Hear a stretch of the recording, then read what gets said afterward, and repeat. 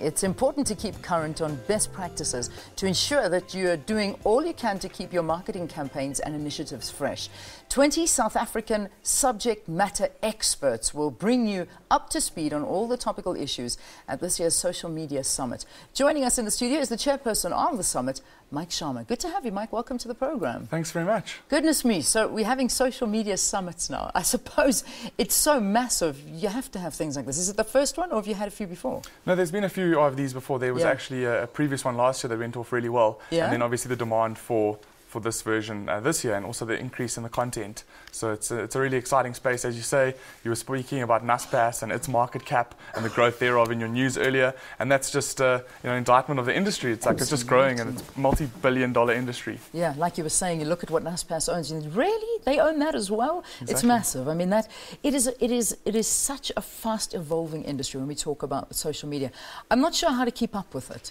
Can one keep up with it? I mean, look what's on the screen. You know, I mean, between Facebook, Instagram, YouTube, Twitter, you name it, Tumblr. I mean, it's just, how do we get to grips with all of this? I think it's a little bit intimidating, and I think looking at all of those graphics, like there's so much stuff starting daily, and I think that it does feel a little bit like you can never switch off. I mean, I've got my phone buzzing with TweetDeck, and I've got clients that I'm checking in on, and all these kinds of different elements, and I think summits such as this are really good by ITweb because you get to see, what's happening, what the trends are, and that's the only way that brands can really keep up with what's happening in this fast-paced industry, is to keep an ear to the ground. Yeah. And that's what we are very heavily involved in from our side, especially at Retroviral, is that we look at ways in which we can keep up with the trends, what's breaking, what's going viral, what are the latest social networks, who's buying who. It's a very exciting and a little bit Wild West industry at the moment. It really is. But I think one of the big questions is how do you actually create content that'll continue to attract interest? Because there is so much out there. And to make something go viral, how do you do that? So essentially, I mean, we have a mantra called the 3 R's, and that's really remarkable content, seeded to the right people, and that's where you get the results. It sounds very simple on paper, but if you don't have remarkable content, if you don't have anything that someone's going to laugh at, cry with, or want to share with their parents. I mean, someone in our office says that the true success story for something viral is when your mom shares something with you and says, hey, have you seen this? I saw this on Facebook today. And I think that's really important, is that you have to start off with remarkable content. I mean, we've seen it coming out of Cannes with the Jean-Claude Van Damme epic split with the Volvo trucks. Oh my gosh, that was amazing. That's scooping all of the awards because it's something remarkable and something special. So that's winning big. It's winning huge in Cannes at the moment. And that's where everything starts off with. And in order to take that content, you need it to get into the right hands and the right eyeballs. And that a lot of times pertains to bloggers, people online with a large following. I mean, for example, if you tweet something, you've got tens of thousands, hundreds of thousands of followers on your Twitter feed alone. Yeah. I mean, if you endorse something and say, hey, this is something that I really believe in, it's really exciting from a news point of view, your viewers and your readers, they come to your Twitter feed to see what you're posting from a news point of view, and that's why they follow you. So the relevance and the remarkability are very important from those kinds of things. Some researchers suggest, though, that South Africa's corporate and SMEs are not really getting much out of their social media as they should when we look at the rest of the world. I mean, do you agree with those sentiments?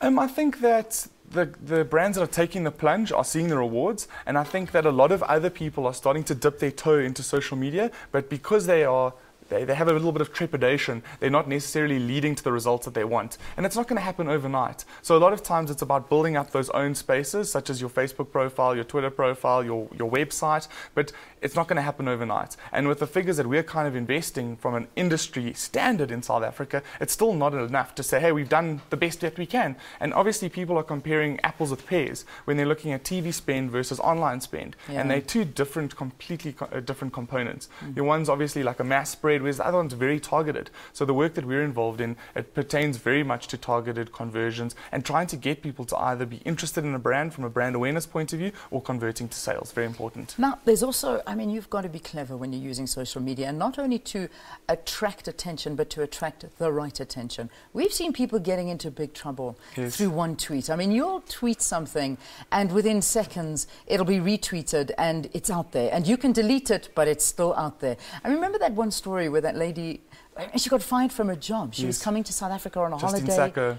Yes. Now, I mean, there is an example of how not to use social media. No, totally, and I think that's the problem. Is a lot of times we tweet in anger or we tweet in jest, and a lot of the times we don't realize that it's actually permanent. Yeah. And once it's tweeted, it's tweeted. Someone's taken a screen grab of it. It's been stored somewhere. I mean, even in the Oscar trial, we've seen that even your WhatsApp conversations, those sit on a server somewhere. Gosh, yeah. So there's a huge heap of implications when you post stuff online. Yeah. And what people don't understand is that you, as a publisher, tweeting something is just as powerful as you putting something in a newspaper or saying something on air. And I think that's where people don't necessarily take the consideration into action. Yeah. So it's always think before you tweet, people. That's the, you do. That's the kind of I promise you, takeout. I take a deep breath many mornings, and I'm about to reply, and then I put my phone down and say, forget about it. It doesn't matter. Don't get involved. Don't go there. Don't feed the trolls. Don't feed the troll. Listen, I could talk to you all day, but I'm being shouted at. Mike, so the summit starts tomorrow. Yes. Awesome. And I believe apparently some of your viewers can get some discounted tickets